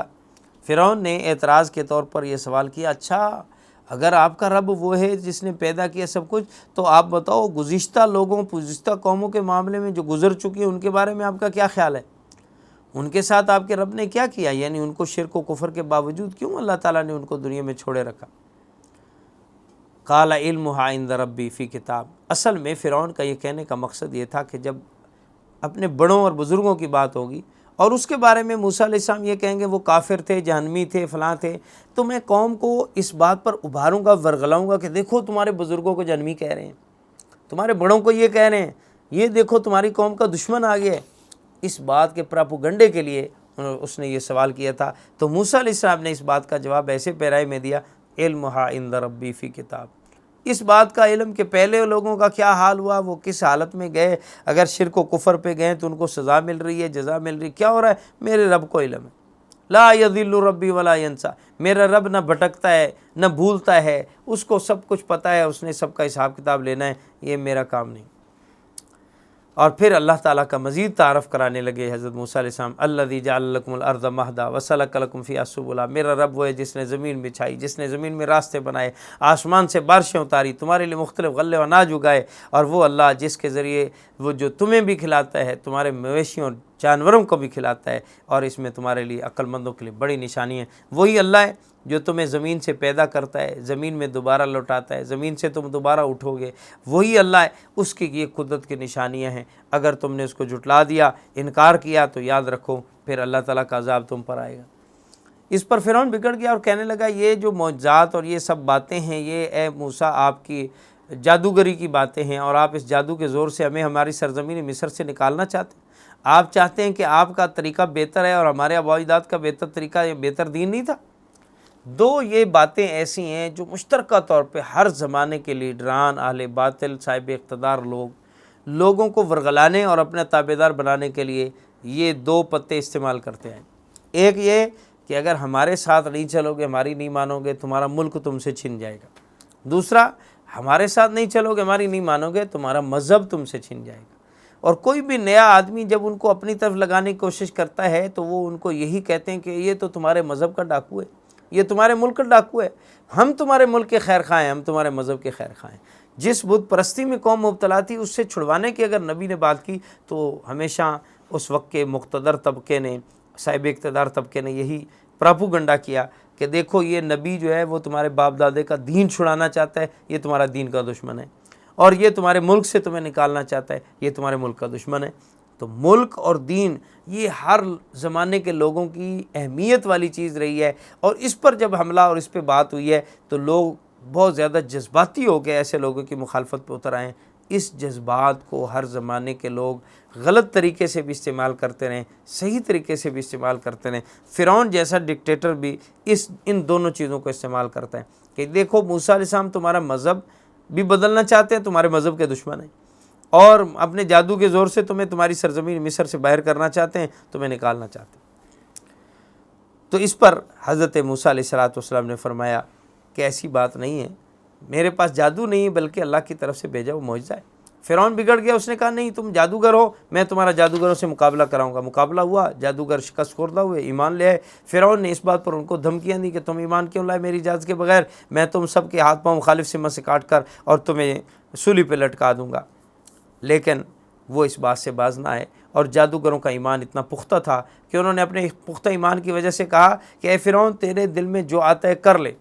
جو کر سکتا ہے کر لے، ہمارا تو کچھ بھی نہیں بگاڑ سکتا، اور زیادہ سے زیادہ کیا کر سکتا ہے، ہماری دنیا کی زندگی ہم سے چھین لے گا، ہم اپنے رب کے پاس پہنچ جائیں گے۔ انا آمنا بربنا لیغفر لنا خطایانا، ہم ایمان اس لیے نہیں لائے کہ ہماری دنیا بچ رہے، ہم ایمان اس لیے لائے کہ ہمارا رب ہماری مغفرت کر دے، ہمارے گناہوں کو معاف کر دے، اور تیرا جرم یہ ہے ما اکرہتنا علیہ من السحر، تو نے ہمیں جادو پہ مجبور کیا، واللہ خیر و ابقی، اللہ بہت بہتر اور باقی رہنے والا ہے، اور جو کوئی اللہ کے پاس مجرم بن کر جائے گا تو اللہ اس کو جہنم میں ڈالیں گے، نہ مرے گا نہ جیے گا، اس سزا سے بہتر ہم تیری سزا برداشت کر لیں گے، اور ہم ایمان لا چکے ہیں اور ایمان کو ترجیح دے چکے ہیں، اب لہٰذا تمہاری کسی بات کی وجہ سے ہم ایمان چھوڑنے والے نہیں۔ بالآخر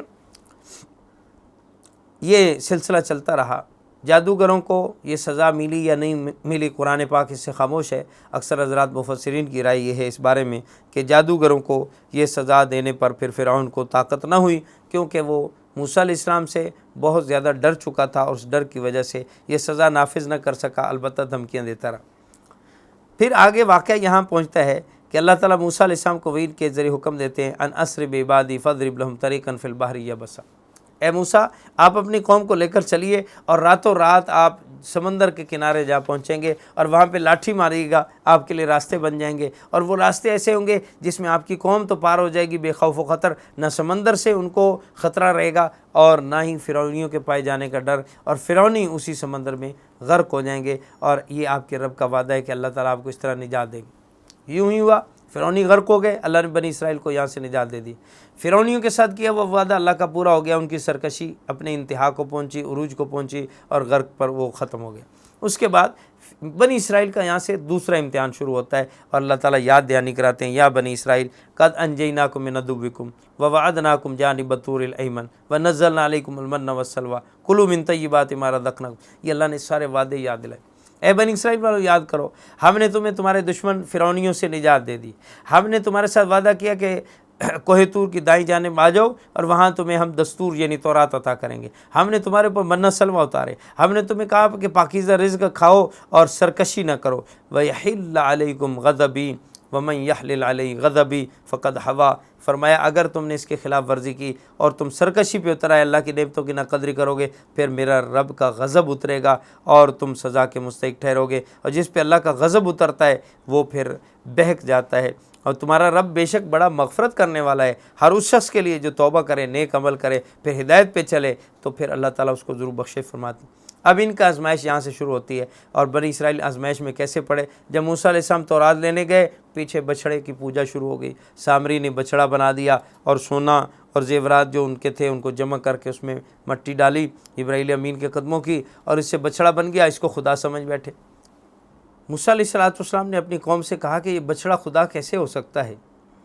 جب کہ تم اللہ کی قدرت کی نشانیاں دیکھ چکے ہو، فرعونیوں کو غرق ہوتے ہوئے، سمندر میں راستے بنتے ہوئے، میرے ہاتھوں پہ معجزے دیکھ چکے ہو، اور اس کے باوجود تم نے ایک بچھڑے کو خدا کیسے مان لیا؟ اس پر قوم کو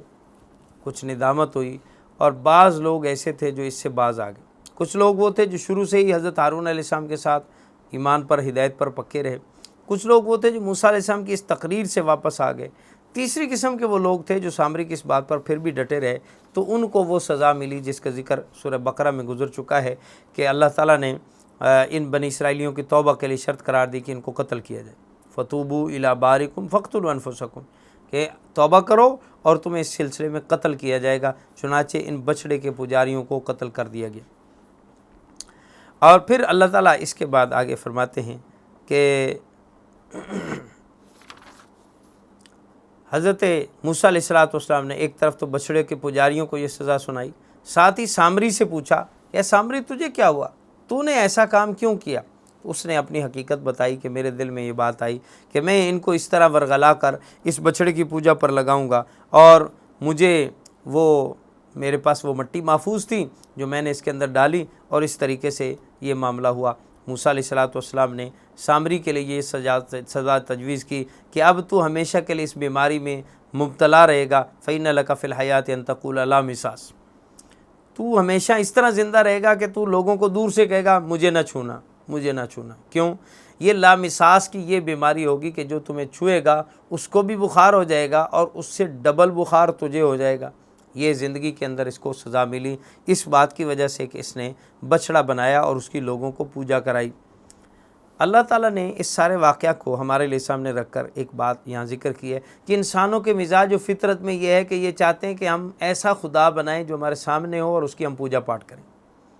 یہ انسانوں کی فطرت میں رہا ہے کہ وہ اللہ کو دیکھنا چاہتے ہیں، یہ اللہ کو سامنے پانا چاہتے ہیں۔ یہ واقعی ایک فطری چیز ہے، لیکن اللہ تعالیٰ نے جب دنیا میں بتا دیا ہے، جیسے کہ موسیٰ علیہ السلام نے یہ خواہش ظاہر کی تو اللہ نے فرمایا لن ترانی، آپ مجھے نہیں دیکھ سکتے، مجھے دیکھے بغیر میری عبادت کریں گے، یہی ایمان بالغیب یہاں درکار ہے۔ ہاں اللہ کی زیارت جنت میں ہوگی، آخرت میں ہوگی، آخرت میں ضرور اللہ تعالیٰ ہمیں اپنے دیدار سے مشرف فرمائیں گے۔ اس کے بعد اللہ رب العزت نے یہاں آخرت کا ذکر کیا، اور آخرت کے ذکر میں فرمایا یوم ینفخ فی الصور ونحشر المجرمین یومئذ زرقا۔ یاد کرنے کے قابل ہے کہ جب لوگ اللہ تعالیٰ لوگوں کو محشر میں جمع کریں گے، سور پھونکا جائے گا، مجرم جمع ہوں گے، تو مجرموں کی آنکھیں اس وقت نیلگوں ہوں گی، یتخافتون بینہم ان لبثتم الا عشرا۔ پھر وہ ڈرتے ہوئے آپس میں اس بات کا تذکرہ کریں گے کہ اچھا دنیا میں ہم کتنا عرصہ رہیں، کتنا عرصہ ہم نے جرائم کر لیے، کتنے عرصہ ہم نے مزے کیے دنیا میں۔ تو بعض لوگ کہیں گے الا لبثتم الا عشرا، نہ تم دنیا میں صرف 10 دن رہے ہو، ایک عشرہ ٹھہرے ہو۔ نحن اعلم بما یقول اذ یقول امثلهم طریقۃ ان لبثتم الا یوما۔ اللہ فرماتے ہیں ہمیں بہتر پتہ ہے کہ وہ دنیا میں کتنا عرصہ رہے ہیں۔ وہ جو کہہ رہے ہیں ایک عشرہ 10 دن رہے ہو، یہ بھی ان کی خواہ کی بات ہے۔ ان میں جو زیادہ بہتر طریقے پر ہوگا اور بہتر سمجھدار قسم کا آدمی ہوگا، وہ بولے گا اور کہے گا کہ نہیں نہیں، تم تو دنیا میں صرف ایک دن ٹھہرے ہو، دنیا میں تمہارا گزران ایک دن کا ہوا بس، یعنی اتنی تھوڑی مدت، پھر نافرمانی کا کیا فائدہ۔ یہ اپنے آپ پر وہ حسرت کر رہے ہوں گے، لیکن اس حسرت کا انہیں وہاں فائدہ نہیں ہے۔ دنیا میں انسان اگر یہ حسرت کر لے تو اس کو فائدہ ہے۔ اور آپ سے پوچھتے ہیں کہ اچھا جی قیامت آئے گی تو ان پہاڑوں کا کیا بنے گا؟ کیا پہاڑ قیامت کا مقابلہ نہیں کر پائیں گے؟ اللہ تعالیٰ فرماتے ہیں ان کو بتا دو کہ پہاڑوں کو اللہ رب العزت ریزہ ریزہ اور دھول کی طرح اڑا دیں گے، مٹی بن کر نہیں بلکہ دھول بن کر اڑ جائیں گے۔ اور پھر ان کو ہوا میں اڑا دیا جائے گا۔ اور جو زمین ہے جس کے اوپر یہ پہاڑ موجود ہیں، اس کے اندر ریگستان بھی ہیں، اونچی نیچ جگہیں ہیں، بلڈنگیں ہیں، یہ زمین بالکل چٹھیل ہموار میدان میں تبدیل ہو جائے گی، اور آپ کو کوئی اس کے اندر اونچ نیچ نظر نہیں آئے گی۔ اور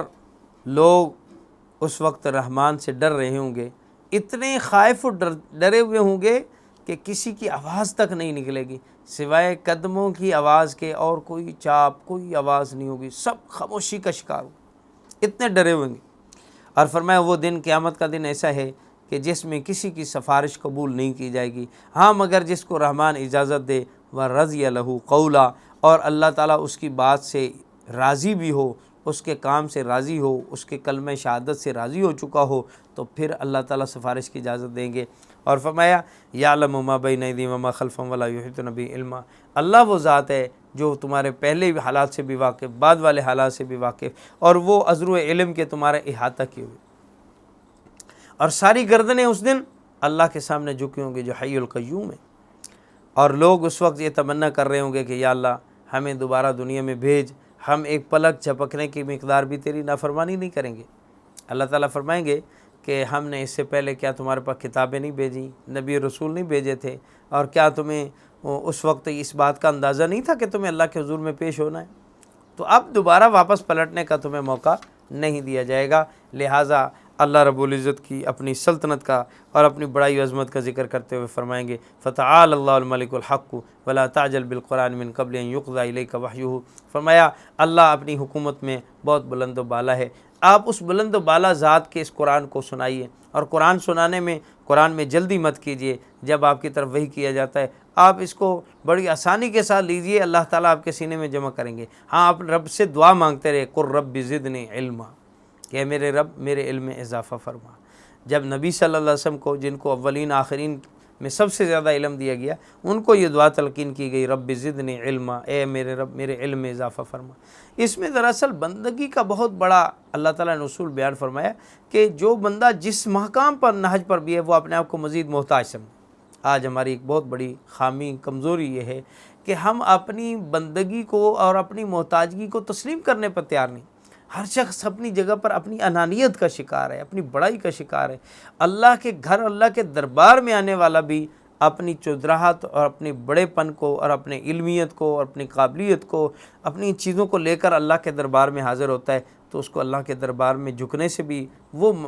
مقصد حاصل نہیں ہوتا جو بندگی کا مقصد ہے، جو اطاعت کا مقصد ہے۔ تو اللہ تعالیٰ فرماتے ہیں ہمارے پیغمبر آپ باوجود علم کے مانگیے ربی زدنی علما، یا اللہ میرا علم کم ہے، آپ میرے علم میں اضافہ فرمائیے۔ وَلَقَدْ أَحِدْنَا إِلَىٰ آدَمَ مِنْ قَبْلُ وَنَسِيَ وَلَمْ نَجِدْ لَهُ عَزْمًا۔ آگے اللہ نے پھر یاد دہانی کرائی کہ اس سے پہلے آدم علیہ السلام سے ہم نے عہد لیا تھا اور ہم نے ان کو بھولا ہوا پایا اور ان کے اندر عزم اور پختگی نہیں پائی۔